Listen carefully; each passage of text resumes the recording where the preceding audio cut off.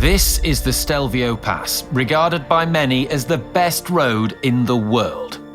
But what you probably don't know is that there's a secret way up this climb, a gravel route up the Stelvio, which rumour has it is even more spectacular, even more beautiful, and even more epic than the road.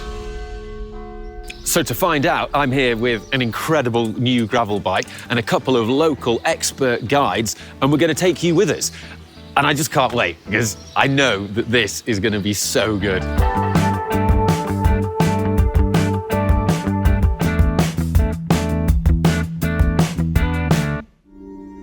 Located in the Italian Alps, the 2,758-metre Stelvio Pass is breathtaking. Its hairpins, draped over the mountain like spaghetti, were constructed in 1825, meaning it's 200 years old now.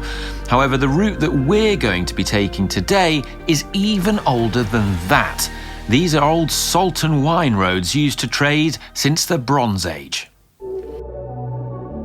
Our route starts in Bormio, a beautiful spa town nestled at the foot of the Stelvio, and initially follows the same route as the road. Heading up, so a 20-kilometre gravel climb you've never done before is pretty daunting. But fortunately, we've got a couple of incredible guides in Nicola and Daniele, who've both lived here their entire lives, which I'm incredibly jealous about. And imagine like growing up and living here. It's the stuff of dreams. It's heaven. Daniele is also known as the Stelvio Man and has ridden the Stelvio over 600 times, more than any other human. We're in good hands.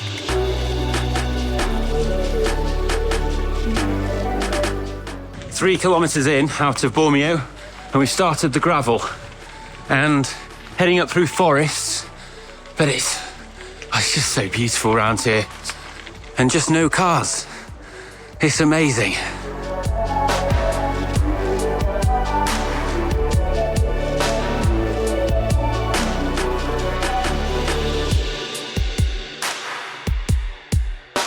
Now, for this route, you're going to want a gravel bike. I'm going to tell you a bit about mine because, well, it's new and it's absolutely amazing. You could also use a mountain bike for this route, but I think a gravel bike's more fun and also has the advantage of being significantly lighter. And this one is pretty blooming light for a gravel bike. So it's the new Pinarello Dogma GR. Now, you may know the Gravel, which is their other gravel bike that they do. That's different from this one. Alex used it for Unbound, and that's designed for more of that US-style ultra-endurance, really hard, long gravel races. This one is designed to be more around speed and designed for shorter gravel events. Think more of like the UCI Gravel World Championships, that sort of thing. And so it has a few different design features, but some really mega stuff going on here. So firstly, the weight. As you see it here, it's 7.35 kilograms, which is proper light for a gravel bike. Ideal when you've got a 26-kilometre climb ahead of you. It's also got some very nice integrated storage in the down tube here, which Pinarello calls the aero load system. But it's proper cool. You've got a tool in there, and then this bag you can pull out, which I've got a bunch of accessories in there. So I've got basically everything I would need in here, in this nice bag. So for example, I've got pump, TPU, inner tube, CO2 cartridges, plugs, everything. It's all in there. Also got a nice bento box on the top for snacks, and the handlebar's a little bit different. So this is the Most Talon Ultra GR Talon bar, very similar in dimensions to the one that you get on the Dogma F road bike, but it's got these mount points here, which allow you to fit some tri-bars if you want to, for what you're doing, but nice versatility. I've also got a thinner seat post than what you'd get on a road bike. So this seat post has a lot more deflection to give you more comfort. So they say it's got sort of 8 millimeters of deflection at the back. Also notice the seat post clamp bolt is different from what you get on the Dogma F road bike. It's at the front here rather than the little clamp bolts at the back, which is good for just stopping sort of mud and dirt getting in those bolts. The tyre clearance is optimised for 42mm tyres. These are 40s. And the geometry is based around the Crossista, the cross bike that Tom Pidcock rides. And That's so that it gives the bike a lot of sort of race-focused responsiveness with regards to handling, which is going to come in handy because some of the sort of gravel descents we're going to go down as we come off the Stelvio are pretty technical in places. So being able to make quick steering adjustments and corrections is going to be really useful. There's just lovely little details everywhere. You've got the aero shaping of the front nose, the hidden through axles on the drive side that's come from the Dogma F, this 3D printed titanium for the seat post clamp here, and it's just absolutely great. And then this armor plate on the bottom. I feel very lucky to be riding this bike right now, but we better get cracking.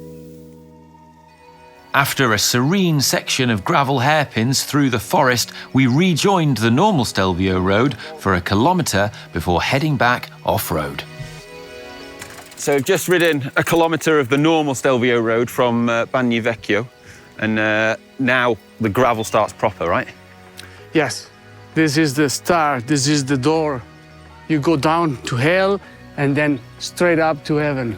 You can see the track going up that way, and actually this is the first very old track towards Stelvio before the new one was done in 1825. Wow. Oh, I can't wait. Right, come on. Let's keep going. Whew.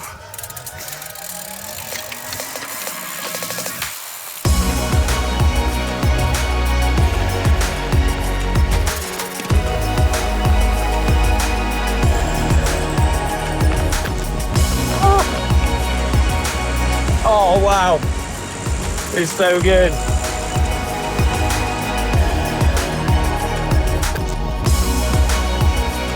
It feels like this is peak cycling. It's so good.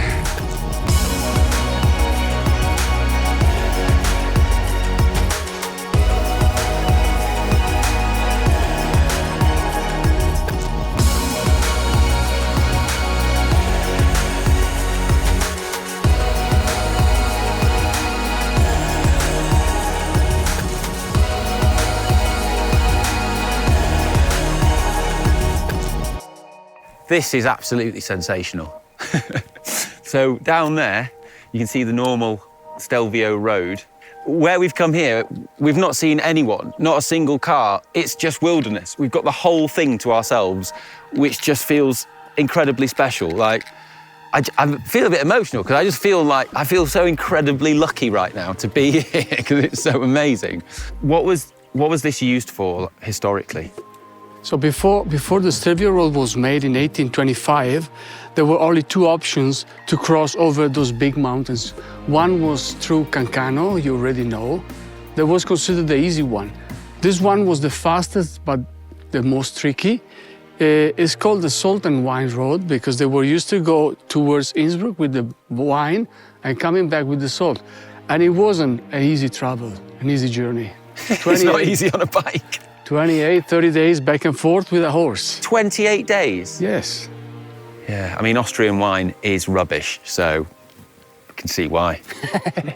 One thing though, this is definitely harder than the normal Stelvio, so make sure you've got easy gears on your bike because it is pretty steep on some of this gravel.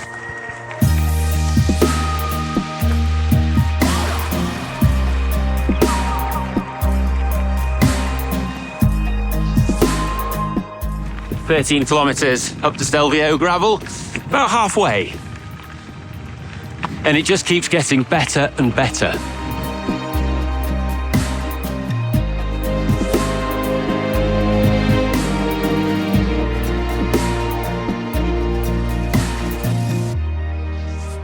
We're over 2,000 metres up and we're just about to start a section now with some switchbacks. It looks tremendous. I'm just like, oh, I'm just loving this so much. Right. Oh, crack on.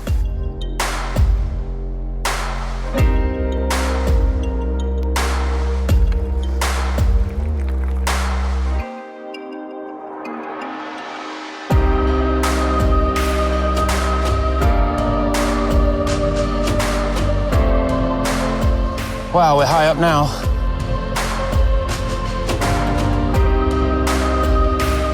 Difficult tight switchbacks.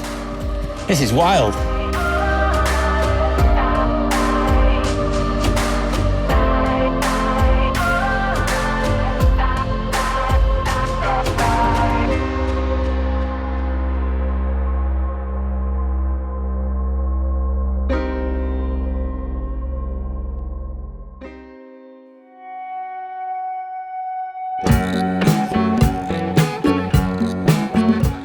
Just at about over 2,400 meters elevation now.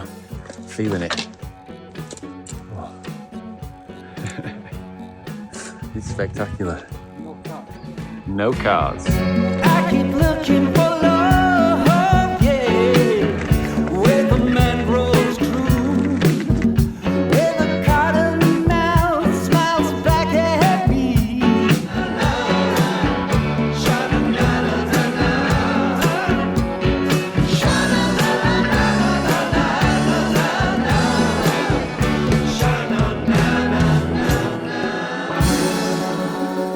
So we're about 20 kilometers up now, and this is incredible. Daniele has organised us some treats. Have a look. This is actually amazing. This is the greatest thing in the world. Local beer, and then local treats, local rye bread, local cheese, bresaola. Oh, Maggio. this is peak cycling right now. Just don't come to Italy. It's rubbish, trust me. Dura venir su? Ah, cheers, mate. Bisogna un po'. E lui non beve mica di birra.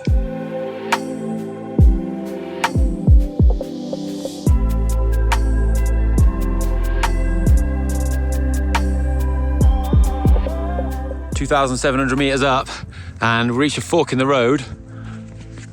That way, you need a mountain bike for. We're going this way. This way we need bolts.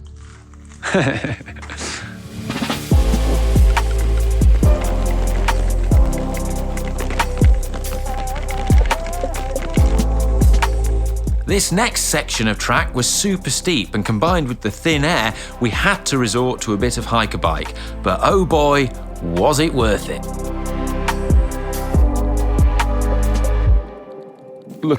Looking back down the valley at the road here,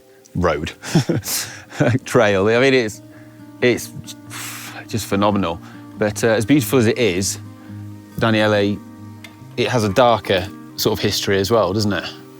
Yeah, we call it alpine gravel because of the difficulty. But if you think about what is going on here years ago, when all the Alpini took everything up here, weapons to fight against on the front line, which is up there, the trench, it makes you understand how tough life was at that time. Yeah. So this path was built in World War I, so they could carry weapons and equipment up here to fight on the front line over there, which is, I just can't, it's just unbelievable. Yeah, we can't complain. Yeah, and like in winter as well, in all weathers.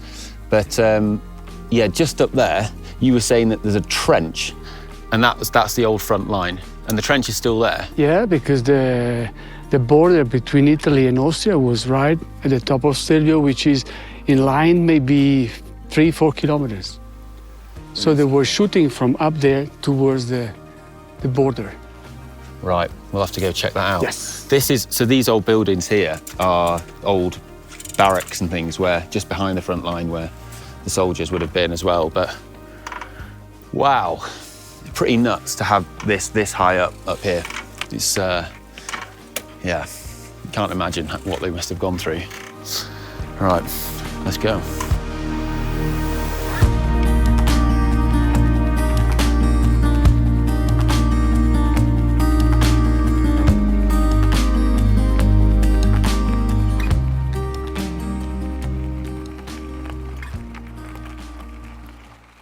Along here is the trench one of the trenches that the Italians had, and it's just absolutely incredible. There's still loads of artifacts and things lying around here because hardly anyone comes up here. There's like an old tin here that one of the soldiers probably had their dinner in. And then, I mean, there's barbed wire and all sorts of bits lying around. And it's it's just unbelievable. You can see all the little ports in the side here that they would have been shooting out of. And this was the Italian front line where the Alpini were. The Austro-Hungarians their main position was on that ridge line along there. And in between here was the sort of no man's land where most of the fighting happened. And it was just absolutely brutal. I mean, I just can't imagine what it must have been like. And it was just made all the more brutal by the elements up here. So most of the soldiers didn't even die from combat. They died from cold and hypothermia and from avalanches and things like that. And also just malnutrition and starving because getting food up here was so hard. But the fighting was also particularly savage because of the rocks you have here. So the trenches on the Western Front were often just dug into the earth, and you've probably seen that on films.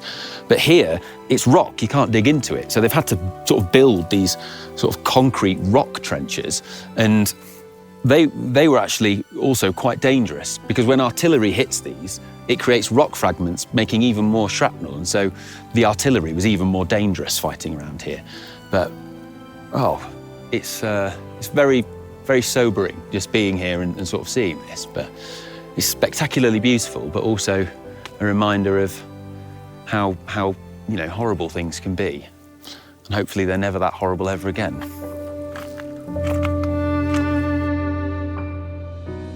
But the other thing from this trench that we can see is the top of the Stelvio, which is over there. You can see the buildings.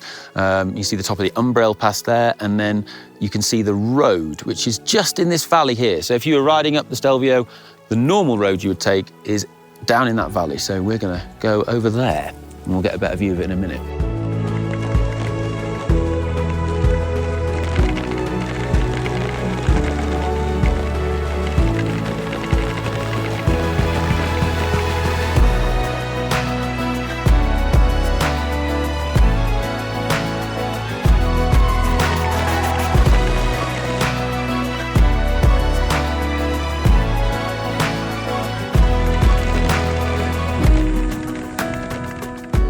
Just come onto the Pinarello Pass now, the Stelvio's up there. Coming down there, off the top from the trench, that was absolutely insane. I mean, it was spectacular, beautiful, and terrifying in equal measure. I have to bring like the other GCN guys here, because I know that Si and Connor in particular would absolutely love that. I think that would be like peak gravel for them. Oh, so good. After coming on to the road at the Pinarello, there's 2 kilometers of the normal tarmac road. And then now we turn off for the final kilometer of gravel to the top, which is again, the old Stelvio road with some old switchbacks, which is great. I've always seen this when I've ridden up and always kind of wanted to ride it, but I've always been on a road bike. Oh.